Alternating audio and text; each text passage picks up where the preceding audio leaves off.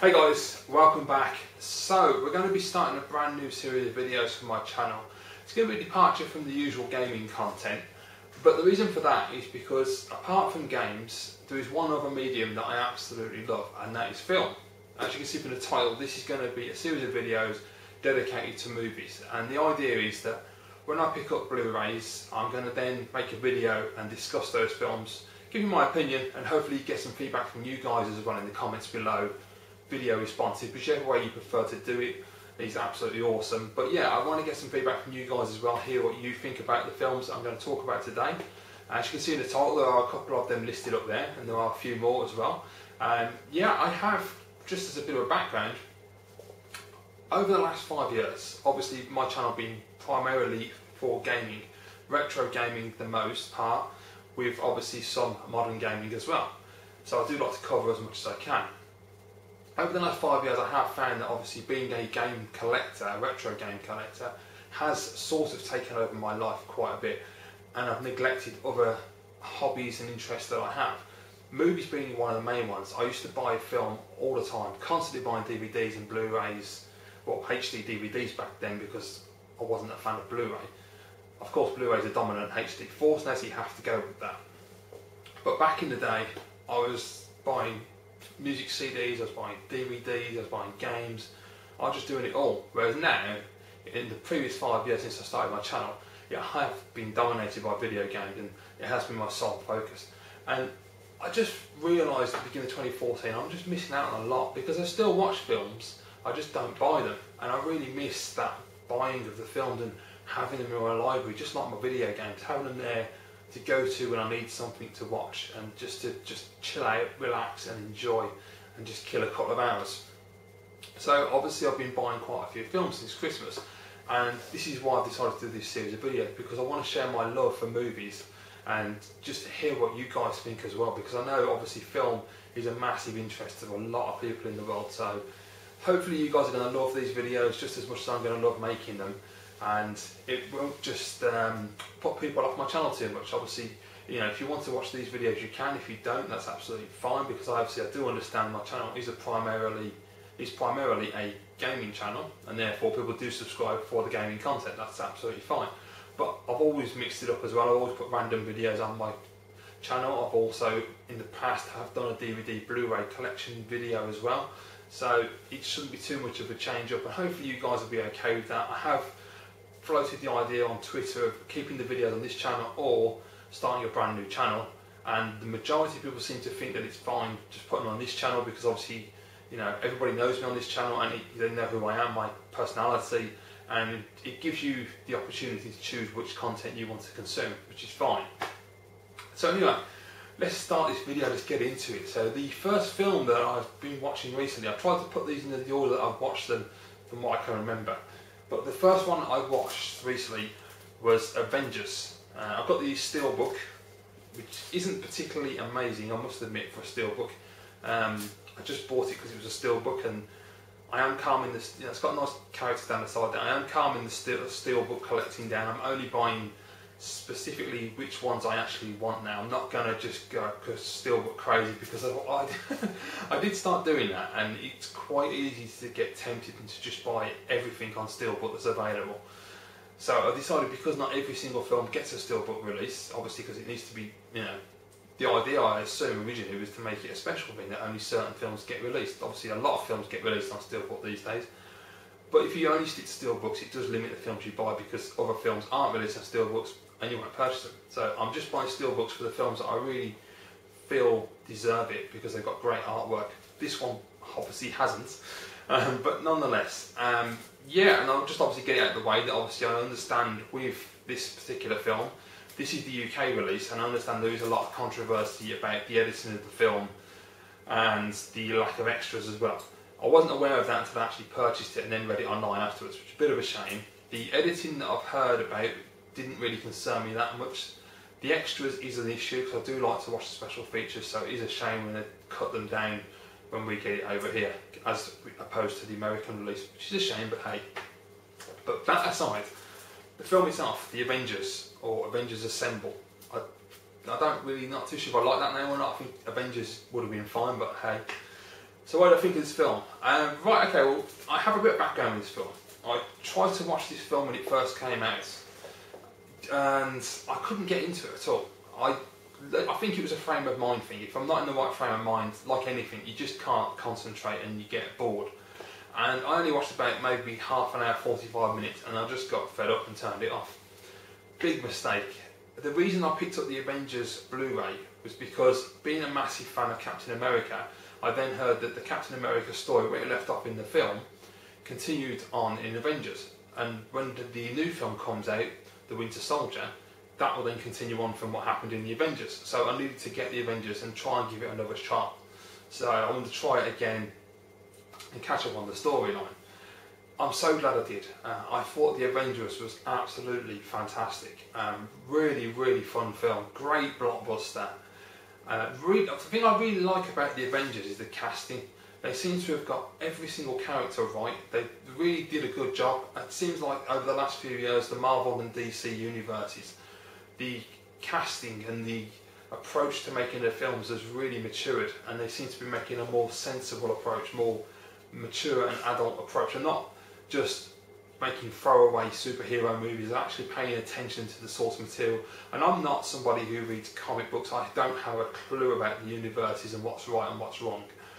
But to me, it doesn't seem like they're not taking it seriously. It seems like they really are taking it seriously now, and it's so much better for it. I think the casting is excellent in the Avengers.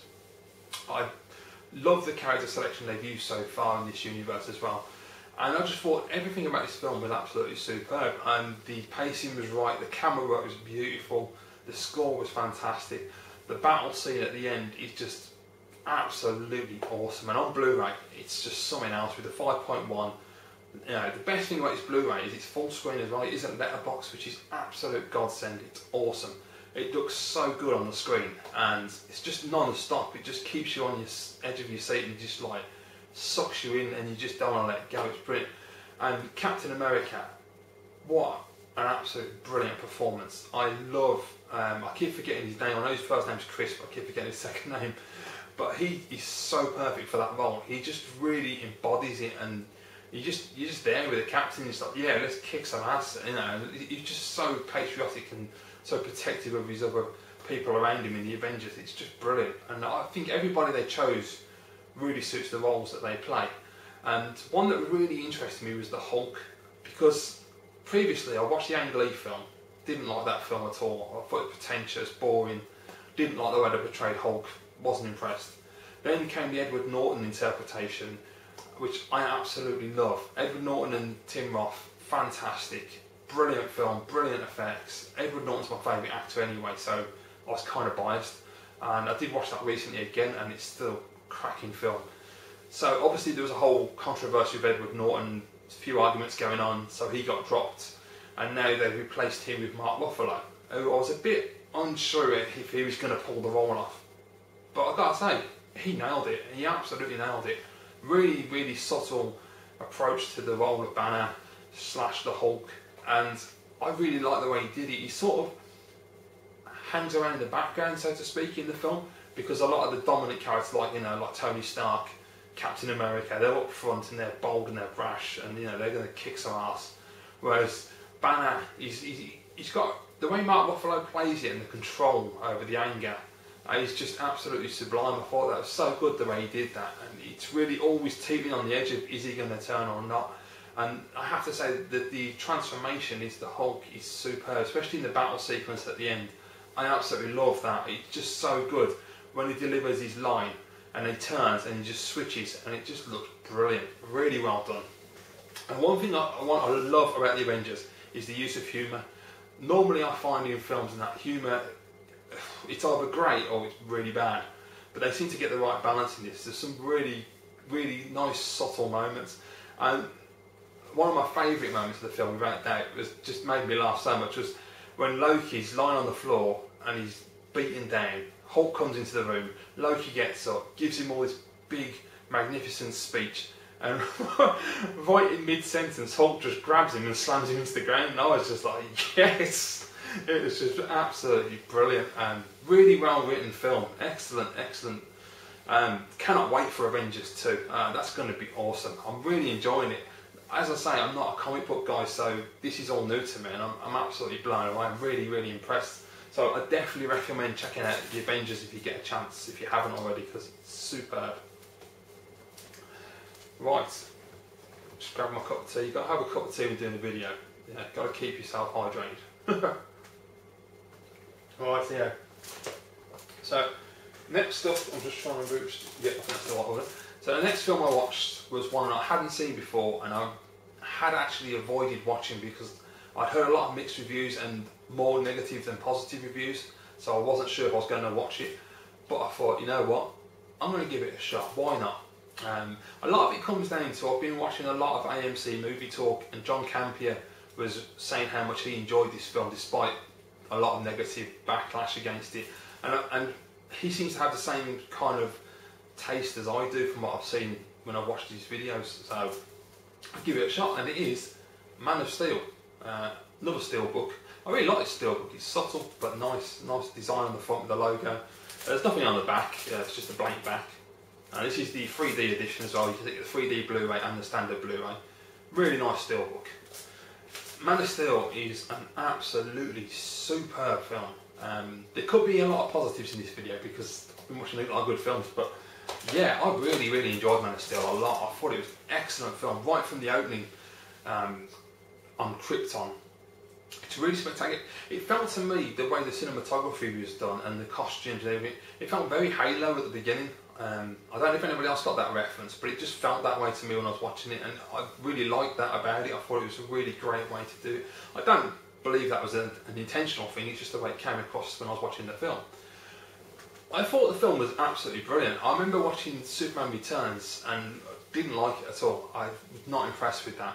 I'm not a massive Superman fanboy. I like the Christopher Reeve films. I thought they were excellent. At the time they were really good for what they were. But I don't ever compare brand new reboots to the original material, because I don't think it's fair to do that, because they are what they are of their time. Time has moved on and things need to change. I don't see the point in just comparing them to the original. It's not a fair comparison, especially when you've got classics like the Christopher Reeve movies. So I was, very open-minded, not having a clue what to expect from this film. And right from the very first moment of the film to the end, I was hooked. I was absolutely hooked to it. It was brilliant. Henry Cavill, what a great performance. Absolutely fantastic choice. Does a great Clark Kent, great Superman. I thought the look of the film was beautiful, as I say, from the beginning with the Krypton scene. It was Krypton scene was fantastic. The action was really well paced. The story was well told. What I really liked to know was that the fact that when Kal-El lands on Earth, they don't overdo the explanations, because he lands on Earth as a baby and then he shoots forward to he's a fully grown man and he's built like a brick shithouse. And you think, oh, okay, what's going on here? Now I like the fact that they didn't do too much exploration and spend a lot of time explaining what happened in the years in between. Instead what you get is these little snippets, these little flashbacks, where they explain little moments from Clark's life as he was growing up and discovering these powers and discovering himself as a person. And I thought that was really good the way they did that. For me that worked really well. And I thought Kevin Costner played a fantastic part as his surrogate father. I really liked him in this. And yeah, I just thought the whole film was really well done. I thought all the actors did a great job. I can't remember the name of the guy that plays General Zod, but I thought his performance was just superb. He was so engaging, so dramatic, and he was just like really made you root for Superman when Zod turned up. And it was just brilliant. I love the suits and all. I thought the enemy suits that Zod and his people were wearing, they looked bloody fantastic. But the most important thing about this film, the absolute standout thing for me, was Russell Crowe. Russell Crowe, absolutely unbelievable. I mean, that guy can act his arse off. I mean, he's absolutely brilliant. Everything I've seen him in, he's brilliant. But this has got to be one of his best performances. Absolutely superb. So screen commanding, and he's just epic. Right at the beginning, when he's fighting with Zod, and his wife's trying to get Kal-El in the pod to fire him off out of Krypton to safety. What a moment that was. It was just fun.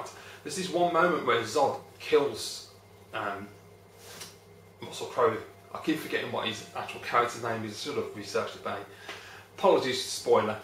Yeah, so when he kills him at that moment, there's just this fantastic look that Russell Crowe gives, with a kind of like disbelief mixed with, you know, it's like a disbelief that, oh my God, my friend has just killed me, with a realisation that he's about to die, with a, but it's okay because my son's been saved, my wife's going to fire him out of Krypton and he's going to be safe somewhere else while Krypton explodes. And it's just all in one facial look, and it's just awesome. The guy is just an absolute acting demon, and I really like the fact that he comes back as an essence later on in the film as well, like a digital version of himself, which I thought was a really cool touch. I just thought everything about Man of Steel was brilliant. I really enjoyed the film, and I know from what I've read online and seen online, a lot of people don't like the film, but that's absolutely fine. That's the thing about film and anything media related. You know, everybody has different opinions, which is great.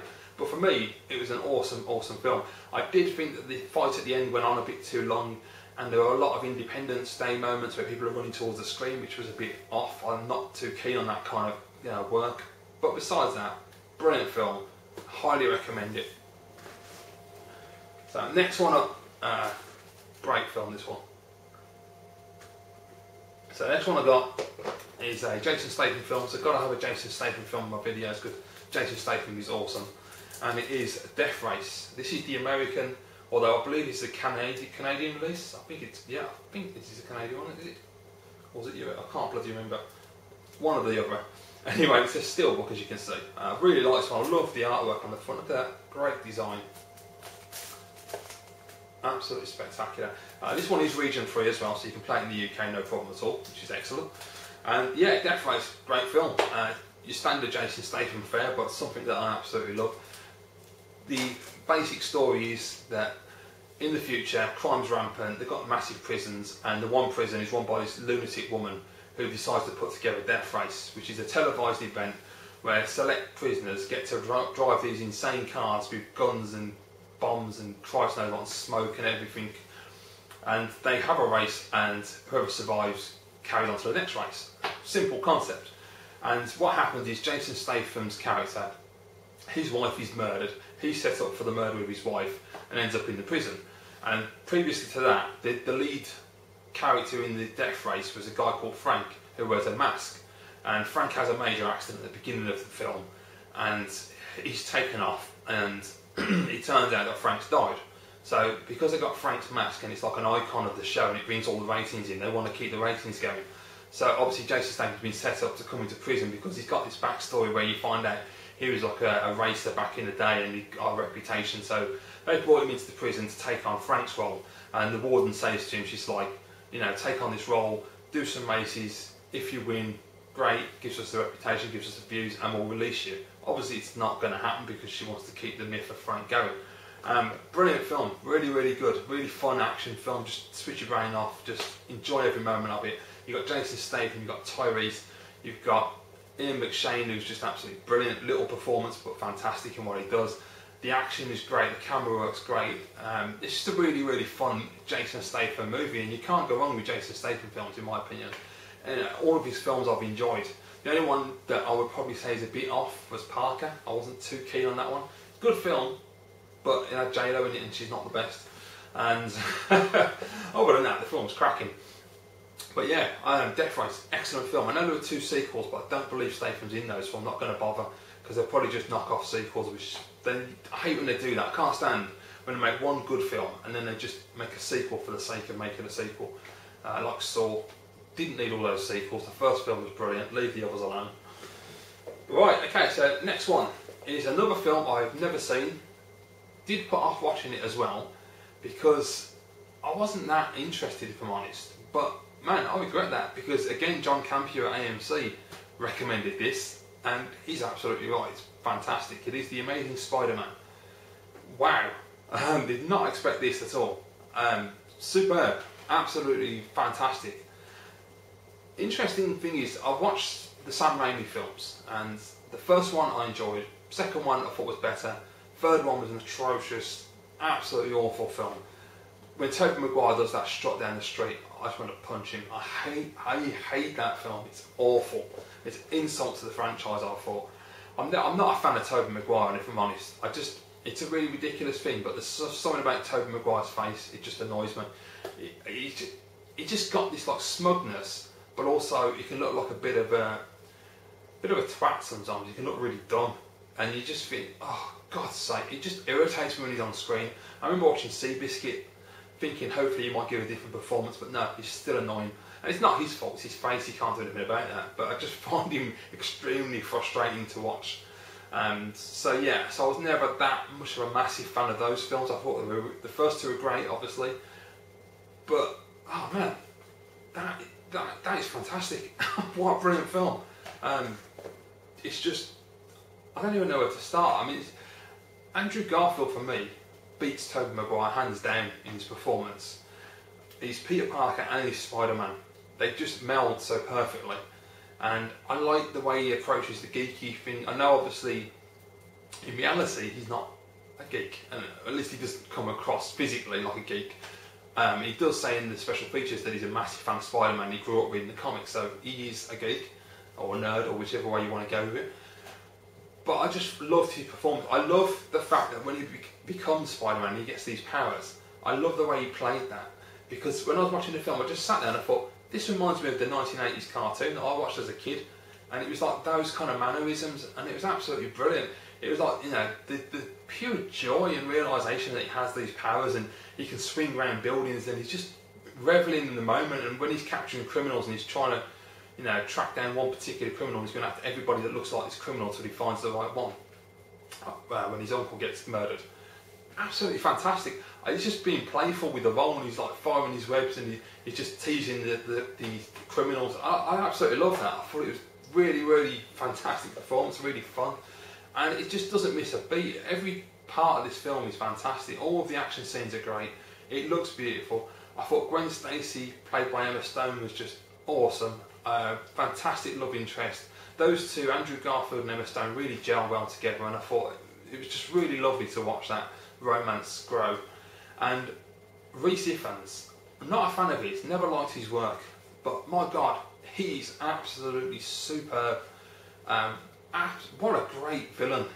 But he's not really a villain, he's sort of a good guy who's taken over by the testing of the serum, which makes him into this crazy monster, but he's really still a good person at heart, and he just does a great way of performing that and expressing it on camera.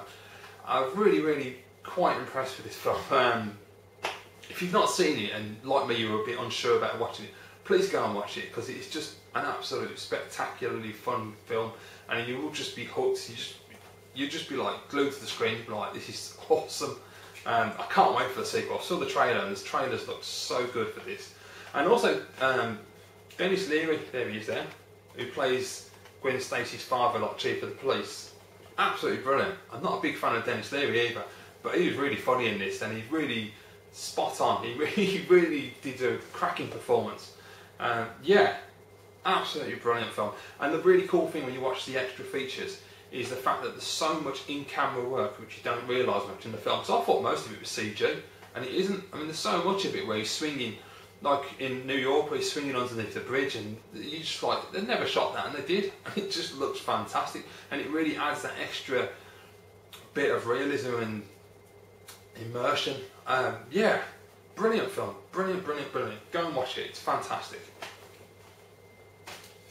So the next film I watched, and this is a film I've never seen before as well, which is great. I'm getting lots of films I've not seen before.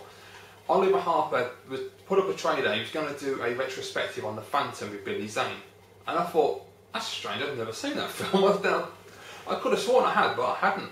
So I thought, you know what, before the retrospective is posted, I'm going to go and buy it and watch it. So I got The Phantom. I got it on DVD, unfortunately, because it is available on Blu-ray, but only in America, and I don't have a player that can play American Blu-rays, which is a bit of a pain in the arse. But hey, but yeah, The Phantom, I was really quite impressed with this.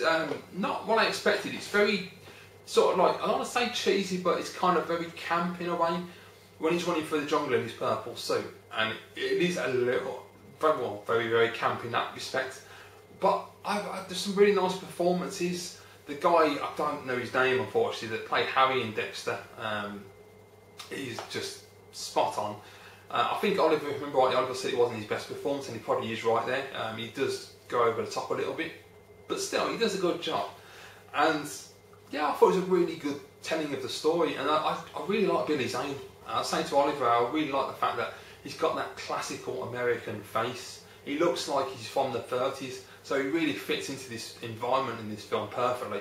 And when they go back to the States and he's trying to track down the skulls, and he's just himself, he's not the Phantom. It's brilliant. I mean, there are quirky moments where he overexposes himself as the Phantom and does Phantom movements, and it's quite funny to watch that. But yeah, I thought it was an excellent film. Catherine Zeta-Jones as well, someone I'm not a fan of at all, was really good in this. She didn't have much of a part, but what she had, she made the most of, and I was quite impressed. Yeah, I wish she'd impressed me more, because I've never been a fan of hers at all. But yeah, The Phantom is an excellent film, and go and check out Oliver's review, because he does it more justice than I ever will. There's a link down in the description below, because it's an absolutely fantastic review, and a really, really, really fun film. Okay, so next one I picked up was a comedy. And it's a film that I'd never heard of until about a year ago. And late one night I was flicking the TV channels and I came across this film, and I thought, oh, I'll give it a shot, see what it's like. And I sat there and watched it, and I was just laughing my arse off. It was brilliant. Really heartwarming, fun film. And I watched it, it was on TV a few months later, and I watched it again, and I thought, this is a brilliant film. This is one that I can just keep watching. So I decided to pick it up on Blu-ray. It's I Love You Man. Really, really cool film. It's essentially, the main theme of the story is that Paul Rudd is marrying his fiancée, and he comes to the realisation that in his life he has no male friends. He's all alone. He's just basically living with his fiancée and through her friends.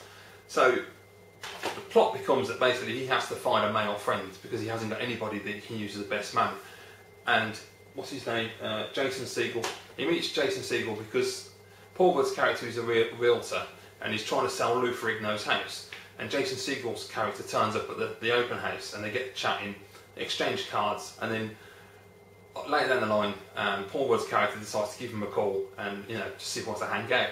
And it goes from there, and it's just brilliant. This blossoming friendship between the two of them, and it's the fact that Jason Segel's so off the wall, and he just doesn't care, and he just, you know, he just does what he wants when he wants, and it's just a really, really sweet, funny film.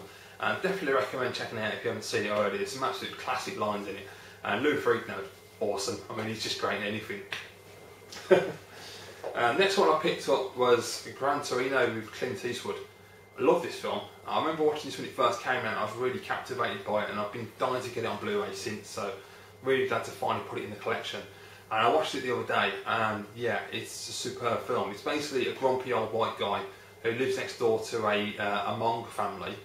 And the whole premise of the story really is about how this older gentleman is living in this neighbourhood, and the neighbourhood's changing around him, and he's trying to adjust to it, and he's old and he's racist, and he can't really get to grips with what's happening, and he doesn't want to move out and leave his house. And he's got this dysfunctional family who are just mistreating him in the way that people do when their parents get old, and, you know, it's the usual, you know, patronising talk, and he's just having none of it, and he's just really grumpy and moody, and just really lovable at the same time. And it's a really sweet story how the young lad next door gets involved with his cousin, and his cousin's a gangster, and all of his gangster mates try and get him to jump into the gang, but he doesn't want to get involved, and in the end he gives up, and he says, okay, what have I got to do? And his initiation is to steal Clint Eastwood's Gran Torino, and of course Clint Eastwood catches him and he runs off and escapes, and then this beautiful friendship develops between Clint Eastwood's character and the young kid next door, and he sort of takes him under his wing and tries to help him and guide him in the right direction in life, which is just fantastic. And I won't obviously tell you what the end of the film is, because I don't want to spoil the film, but it's a really beautiful journey, and, you know, with a really interesting outcome. It's a really nice film, really, really sweet, really well shot. I mean, I think Clint directed it, if I remember rightly, as well, so Clint's got a really good eye anyway. He might be a bit mental in real life, but when he's an actor, he's bang on. When he's a director, he's bang on. But yeah, definitely go and watch Gran Torino. It's a slow watch. Don't get me wrong. It's not, you know, fast-paced film. It's very talky, and it's a it's a very interesting film, and definitely one to watch. Yeah, superb. And the next one I watched was Rise of the Planet of the Apes with James Franco and John Lithgow. Now, I watched this when it first came out, so I had to buy this again, and I watched it again the other night, and wow, wow, this film is epic. This film just, like, it just blows you away. It's one of those films where you sit there and times like that, it's just like, Christ, the end of the film really. You're just totally in the zone. Nothing around you matters. You're not looking at anything else. You're not looking at the time or checking it. You're just in that moment enjoying the film. It is just brilliant. A really nice way of doing the reboot. Basically James Franco is a scientist. They're working on this cure that he's trying to come up with, because his dad John Lithgow has got like Alzheimer's, dementia, and he's losing his mind slowly, and James Franco wants to develop this cure to try and help his father. And obviously they're testing on animals. They've got chimps and other animals that they're testing on, and it's the story of how what happens is the testing goes to tits up and they have to close the program down. But the one monkey has given birth to this baby, and the one scientist has put all the monkeys down. He doesn't want to put this baby monkey down, so he gives it to James Franco, who takes the monkey home, and it's just brilliant. And you basically see the growth of this monkey, who they named Caesar, and how John Lithgow becomes attached to this monkey. James Franco becomes attached to it as a whole relationship. The monkey's growing up. He's teaching him sign language, and while this is going on, they develop a stronger strain of the serum, because James Franco tries the serum on his father as the first human test, and it works, and it's brilliant, and his memory comes back, and he's alive again, and he's cured. But then unfortunately it's only a short-term cure, so he ends up going back to the way he was, which is a real heartbreaking thing to see when the way they portray it, because John Lithgow is such a good actor. It absolutely crushes you when you see him devolve back to the way he was. And James Franco obviously then has to design a better quality product, a stronger strain that the immune system won't fight, so that it can cure his father completely. But unfortunately the scientists at the lab, it's all about the profit and about the money, and they want to just do the best they can to get that bottom line. And they start testing this new one on the chimps, which unfortunately makes them super intelligent, and it's just a really, really excellent film. And you basically get to the point where like Caesar is the leader, and he's just the Caesar performance from Andy Serkis. Wow, I mean, my God, that's something else. When you watch the extra features and you see the way he did the mocap, that guy is just an absolutely superb actor. He really understands motion capture, and he brings that essence to it. And when you watch the side-by-sides with Andy Serkis doing the acting, and then the overlay of Caesar afterwards, it's just superb. Brilliant film, really, really fun, and definitely recommend checking this one out. It's classic, definitely a classic in the making. The sequel's coming out shortly on all Dawn of the Planet of the Apes, which I cannot wait for. Yeah, really, really impressive. And then lastly, the film, I watched 4 films, all from the same series. That is the Jason Bourne collection, or the 4th one is not Jason Bourne, obviously. But yeah, the Bourne collection. I decided to pick these up. Reason being, I watched Bourne Identity recently, and I loved it. I haven't seen it for years, and I decided to watch it again. But I got it on Region 1 DVD, and the release that I have, the audio isn't particularly great. The surround sound's a bit crap. It's very bassy, it doesn't sound right. And I found that when you're listening to the speech, the dialogue, even though it's coming out the centre speaker, it sounds like it's coming out like pretty much every speaker, mostly the rear speakers. It sounds really odd. But if you turn your head to the side, you can hear that it's coming from the centre speaker. I don't know what happened with the mix, but it sounds really off. And the gunfire and the fighting didn't sound right. So I read that the Blu-rays have got better mixes, so I thought I'd give them a try. And yeah, so I looked at it, and I was going to get the trilogy at first, because I've tried watching the Bourne Legacy before and I couldn't get into it at all. But then I thought, it was only a few pounds more, it was £12 for this box set, so I thought, well, you know, I might as well just get all 4 films and watch them all and see how I get on. So, I've always said that Bourne Identity is my favourite of the first original Jason Bourne trilogy. I absolutely love Bourne Identity, more because it's a slower paced film and it's more of a character study, and it's, you know, about him remembering who he is and, you know, what he is as well. I really like the way they did that in the first film, whereas the other 2 films, Supremacy and Ultimatum, are a lot more action based, and they're a lot more fast paced, shaky camera, all that kind of stuff. But after watching all 3 of them, I'm having a hard time distinguishing which one's my favourite film, because I think all 3 of them are absolutely fantastic, and it's the first time in a long time, if ever, I've seen a trilogy where each of the films are as good as each other, and it's just damn near impossible to pick one that's the best out of the 3. I'd probably say Supremacy is still my least favourite. I don't know, it's just, it didn't seem like it had got as much as the other 2 in terms of story and action and just everything really. It's just, I don't know, there's just something about Supremacy that doesn't sit right with me. It was better this time round, but I'm still not 100% certain on that one. Ultimatum is a great film, although there's a lot of shaky camera, and I hate shaky camera. It really irritates me when I'm trying to watch a scene, especially when it's just a scene where two actors are just talking to each other, and you know, it just frustrates me. It's like, just leave the camera on and let it be steady. You know, it really irritates me. But yeah, I really enjoyed. The only thing that annoyed me more than anything was the fact that in Supremacy they killed his girlfriend straight away, and I really like her. I think she provides a really great emotional anchor for Jason Bourne, and she's also a fantastic actress as well, and she's just really sweet.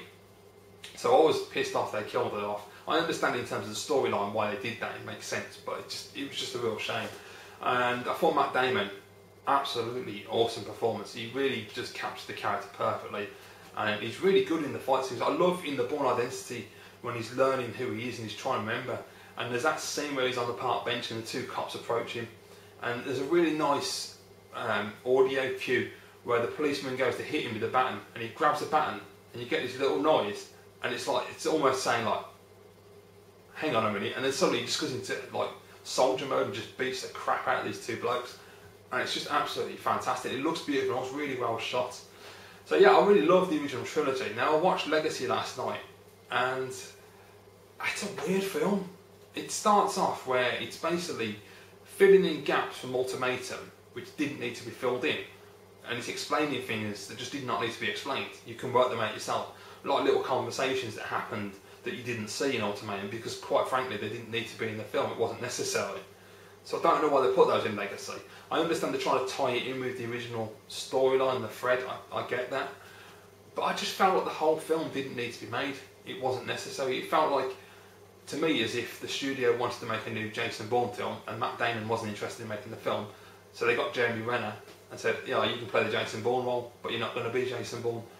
And it was just like literally like that. It was like they just replaced the actor, but they hadn't really evolved the story enough. They were just like filling in gaps here and there.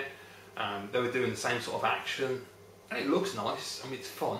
If it was a film on its own and you'd never seen a Bourne film, it would be great. You'd be like, wow, this film's awesome, you know, go and watch it. But I think as a part of the quadrilogy, no, it's nowhere near as good as the original trilogy in my opinion. So I'd say watch it, obviously check it out, see what you think for yourself. But personally, it's all about the Bourne Identity, Supremacy and Ultimatum. Those are the best films in the series without doubt. Some of Matt Damon's finest work in my opinion. I thought he was absolutely spectacular. So there you go guys, so that's the first video that I've done regarding film. Hopefully you guys will like this. I'd like to hear your opinions on the films. Also let me know about the video if you like this idea and if you want me to continue doing this. And then, yeah, hopefully I'll be back with some more videos in the future. I have got some films that I've ordered. A couple of them I bought from downtown the other day. I've got another one in the post today, and I've got another one coming in the post. So once I've watched all those, I'll do another video and I'll give you my opinions on those as well. So thank you very much for everybody watching, and thank you to all my brand new subscribers in the last few months as well. I don't get emails from YouTube again for some reason. Haven't for like probably since Christmas, if not before then. Don't know why they're not doing that again, but every now and again they stop doing it. But yeah, thank you very much to anyone who has subscribed to my channel in the recent months. I really do appreciate every subscriber that I get, and you know, it is an honour to be having someone subscribe to my channel, because I'm just a guy with a camera, and you know, it is pretty damn awesome that somebody would watch a video and like what I do enough to want to subscribe to get more content. So thank you very much. Thanks guys, I will see you all again in the next video.